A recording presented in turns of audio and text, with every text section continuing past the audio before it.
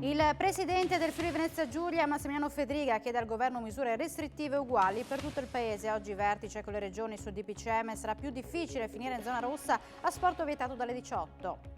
In Friuli Venezia Giulia è stato somministrato il 68% delle dosi di vaccino disponibili rispetto alla media nazionale del 71%. Sono 7 le regioni che procedono più a rilento della nostra e gli infermieri frenano. Troppa confusione nelle regole che manda in tilt i consumatori e mancanza di interventi concreti che possono scongiurare il tracollo del comparto. Ristoratori e baristi esasperati, siamo in mano dilettanti. Un violento incendio ha completamente distrutto in meno di un'ora un'abitazione a Tavagnacco realizzata in legno e lesa la coppia che l'aveva appena comprata sarà ospitata da parenti. Operazione di mercato in uscita per Udinese, c'è l'accordo per la cessione definitiva di Teravest all'Utrecht. Oggi è tornato in campo Nuiting, intanto se ne parla questa sera bianco-nero dalle 21.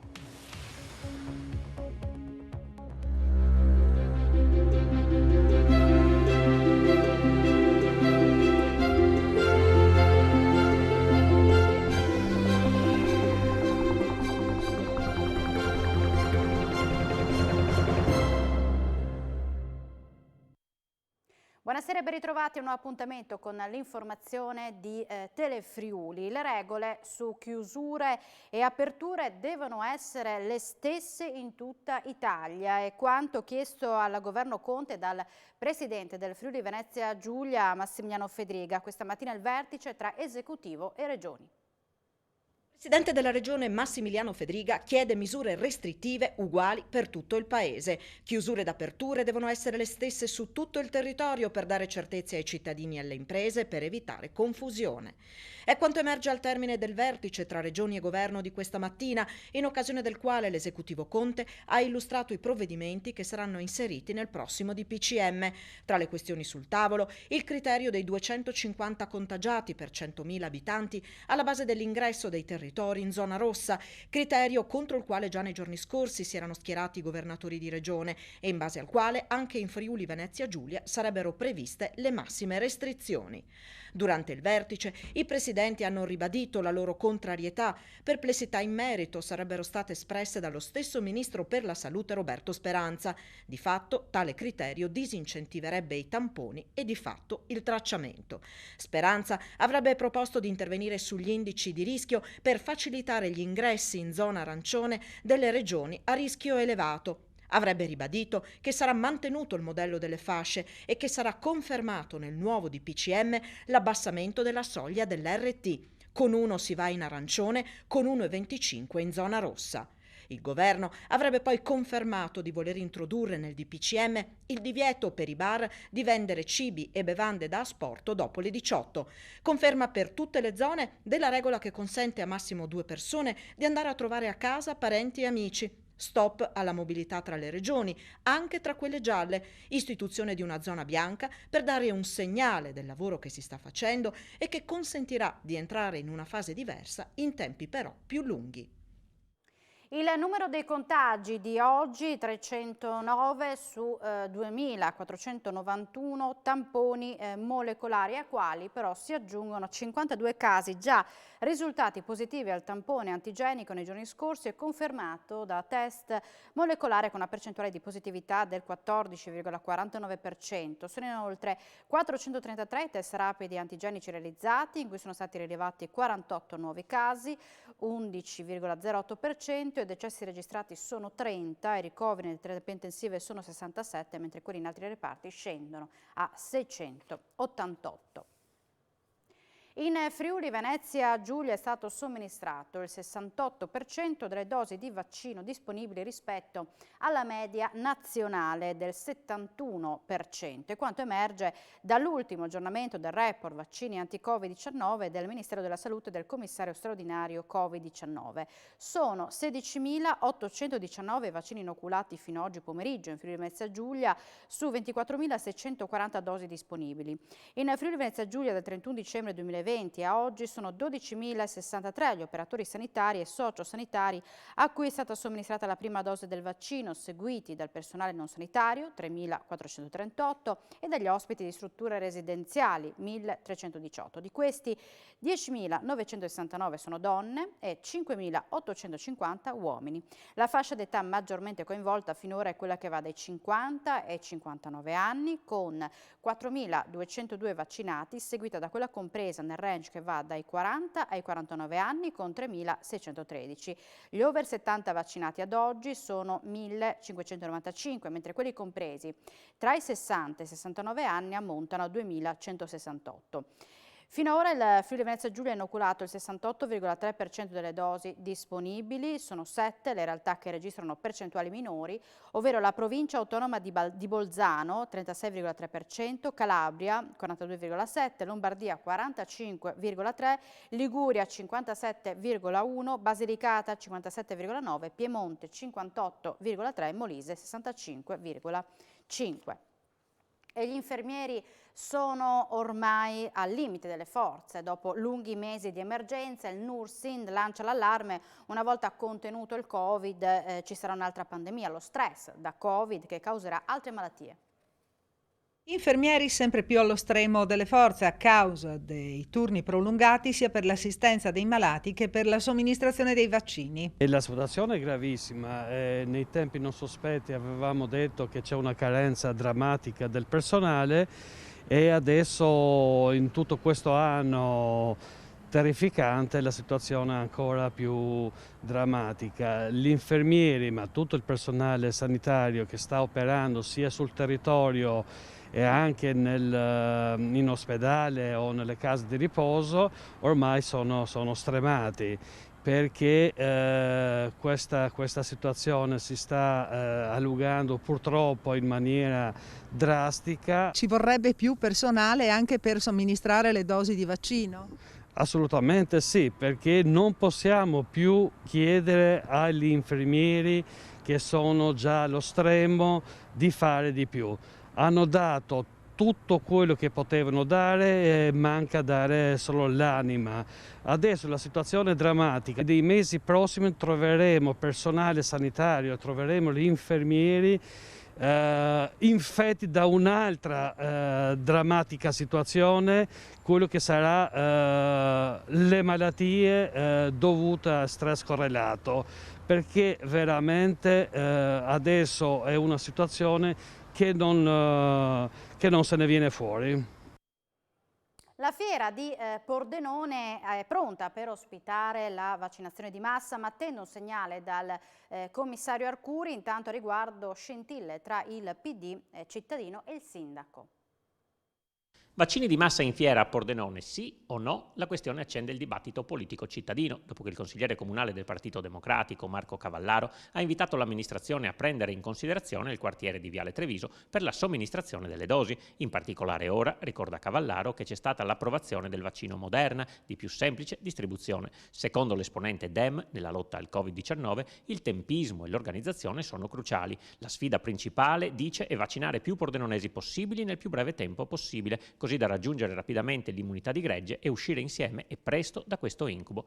La fiera, nei mesi della pandemia, si era già messa al servizio del territorio, ospitando i tamponi drive-in e il recupero delle tradizionali vaccinazioni degli adolescenti e anche come area di voto per l'ultimo referendum. E proprio a fronte di questo arriva la replica del sindaco Alessandro Ciriani. Avevo già incontrato il presidente Renato Pugliatti per chiedergli di trasformare la fiera in area vaccinazioni, dice il sindaco, spiegando come sia già stato predisposto un piano completo già inviato al vicepresidente della regione Riccardo Riccardi con planimetrie, entrate, uscite, costi, modalità di gestione e tutti gli altri aspetti tecnici. Ciriani risponde al consigliere: va ricordato a Cavallaro che il piano nazionale vaccini è gestito dal suo governo nazionale e perciò qualsiasi nostra azione e intervento sarà possibile quando ci diranno come procedere, dice. Noi siamo pronti, loro lo sono, è il governo del PD che deve decidere. Finché non si danno una mossa, alcuni nodi rimangono irrisolti. Per esempio, i vaccini li dobbiamo fare nella nostra fiera o nei padiglioni a forma di fiorellini del commissario per l'emergenza Covid Domenico Arcuri, conclude il sindaco. A riguardo, in fiera non è arrivata alcuna richiesta formale, come sottolinea il presidente Pugliatti, che ribadisce la piena disponibilità a collaborare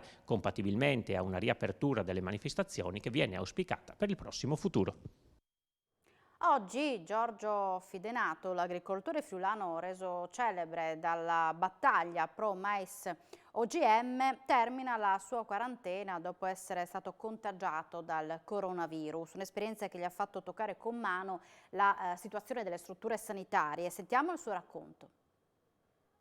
Anche Giorgio Fidenato, l'agricoltore celebre per la sua battaglia a favore del mais OGM, è stato colpito dal coronavirus, seppur in maniera non grave. Un contagio che, nonostante tutte le precauzioni, ha colpito la sua famiglia. Io mi sono preso il Covid nell'ambito familiare. Io ho fatto sempre, da quando è iniziato il problema Covid, sempre fatto una vita serena, familiare, lavorativa.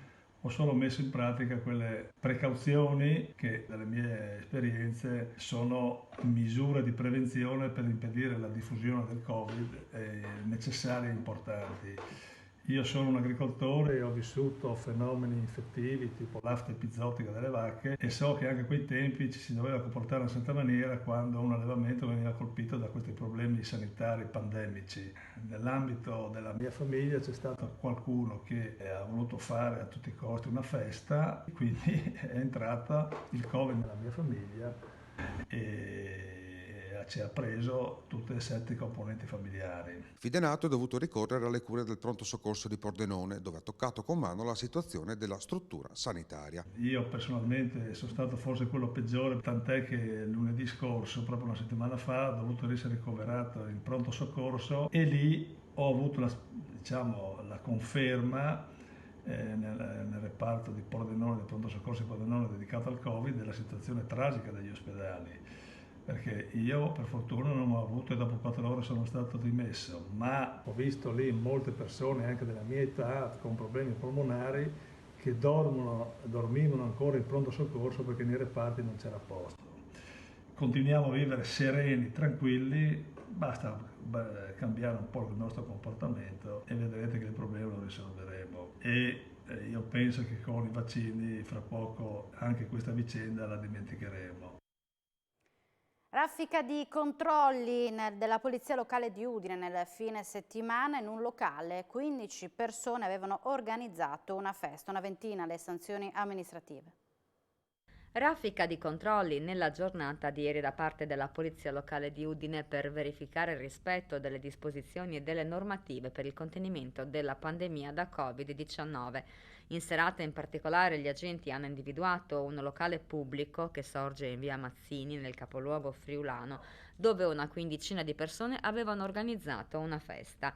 Si tratta di cittadini tutti di origini africane. L'intervento si è concluso con una decina di multe e con alcune denunce a piede libero.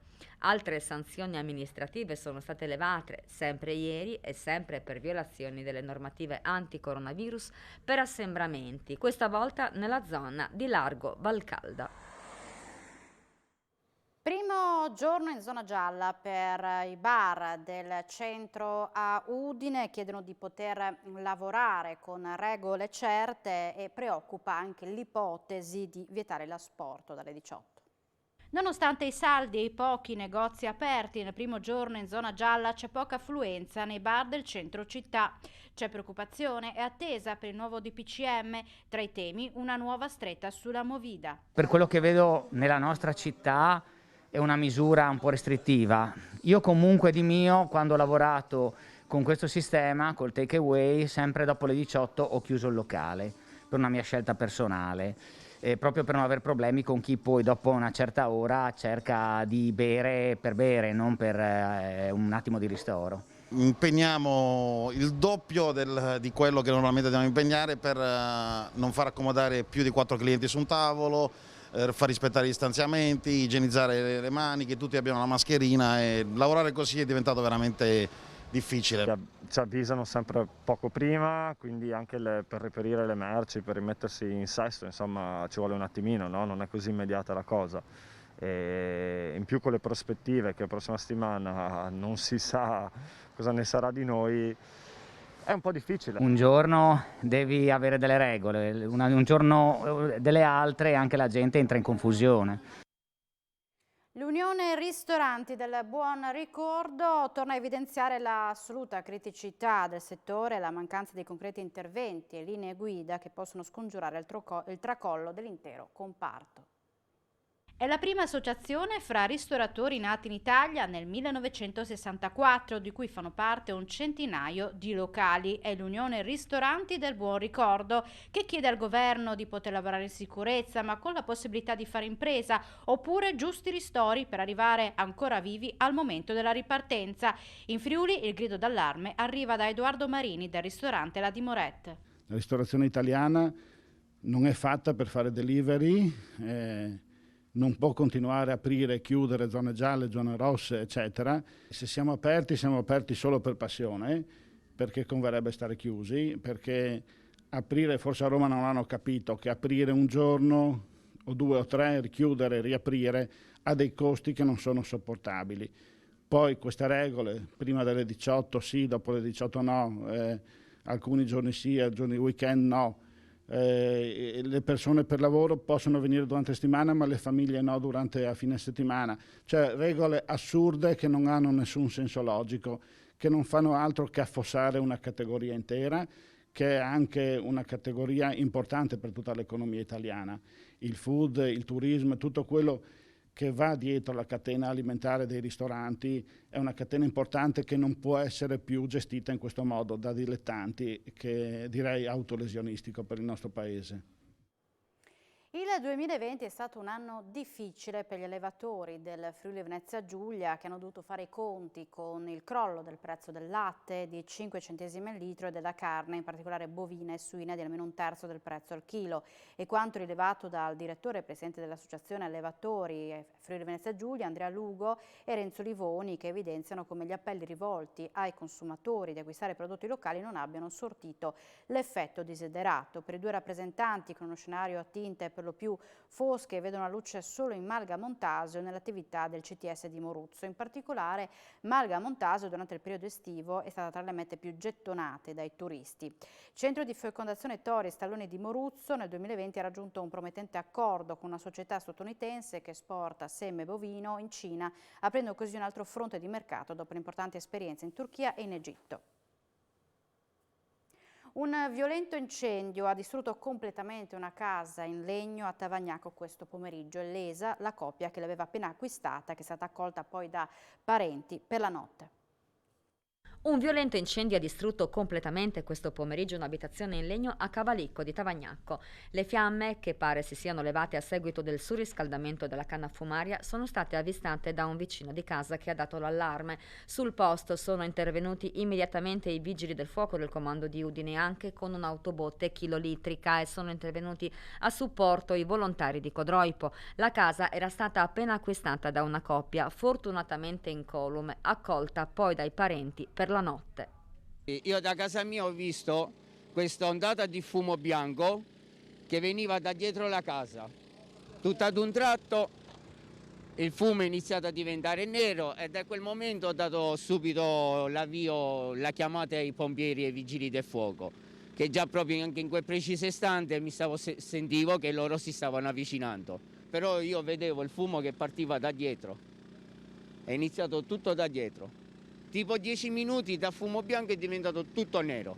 Per fortuna nessun ferito, ma la casa è distrutta per questa famiglia che si è trasferita da poco. Ma pare che si sia trasferita da molto poco.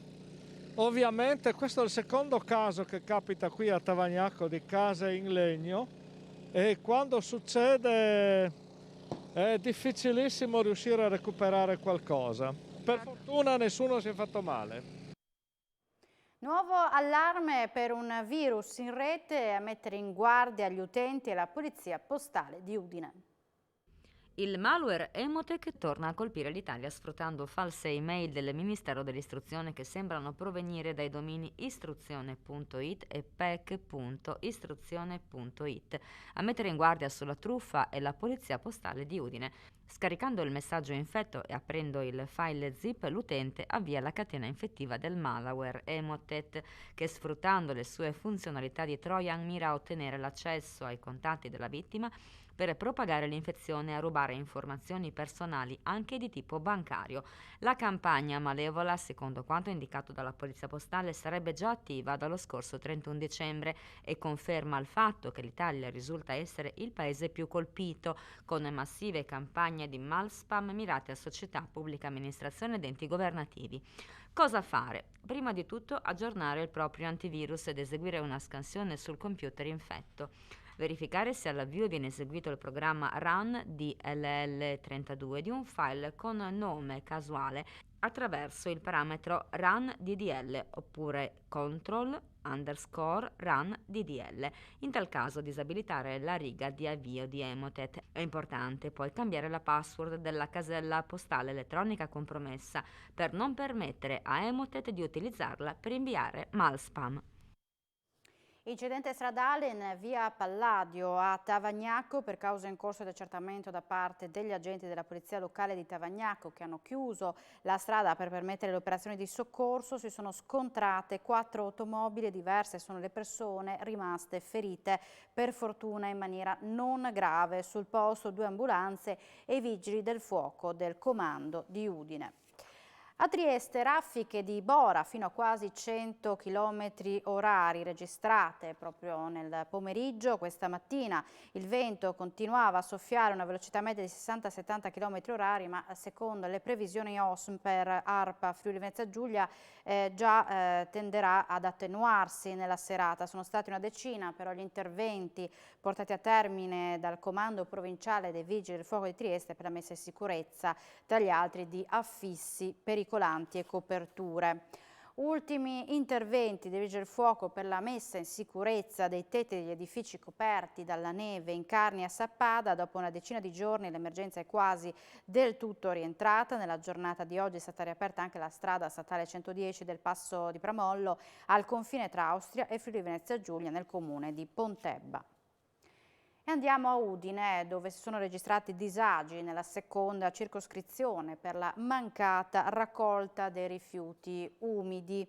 Alcune segnalazioni dei cittadini hanno evidenziato il problema che ha interessato in città via Forni, viale Ledra, viale Cadore, viale Leonardo da Vinci, dove i bidoncini dell'organico sono stati regolarmente esposti dai cittadini fin dalle prime ore della giornata. NET ha riferito di aver avuto dei disguidi operativi, ma che gli operatori stanno prontamente recuperando i ritardi. Entro la giornata, ha garantito la società, la raccolta dell'organico sarà completata.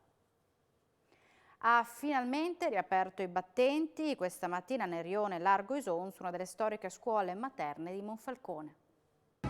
Ci tenevamo tantissimo oggi a salutare i bambini e gli insegnanti in questo primo giorno del ritorno alla scuola materna, alla scuola dell'infanzia, che per tanti anni ha ospitato i nostri bambini, quindi una bella giornata. Oggi veramente abbiamo trovato la situazione perfetta, è tutto a posto, i giochi sono al loro posto, spazi bellissimi, un messaggio molto positivo che parte da questa scuola materna che noi abbiamo intenzione di aprire quando si potrà fare anche alla cittadinanza, in particolare a Rione, per la visita. Ospita 75 bambini, attualmente sono 50. Poi altri 25 dal giorno 18, che è la nuova sezione formata con i più piccoli per l'anno scolastico 2020-2021. Siamo allo sport, il momento no dell'Udinese in primo piano questa sera a Bianconero XXL. Allora ci colleghiamo con la nostra Francesca Spangoro per alcune anticipazioni. Sì, buonasera Alexis, dalle 21 saremo in studio con mister Massimo Giacomini, con Davide Micalic, con Dennis Godeas, focus ovviamente sull'Udinese in un momento negativo, 3 soli punti conquistati nelle ultime 6 partite.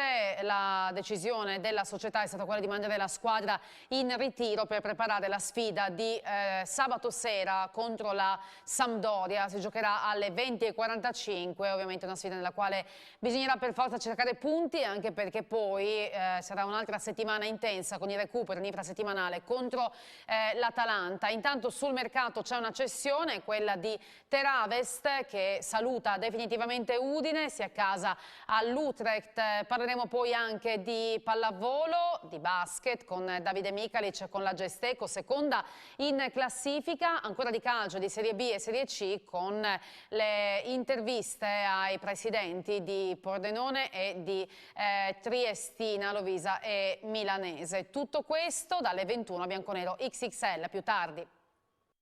Grazie Francesca, noi siamo in chiusura, vi ringraziamo per l'attenzione e vi auguriamo una buona serata su Telefriuli, arrivederci.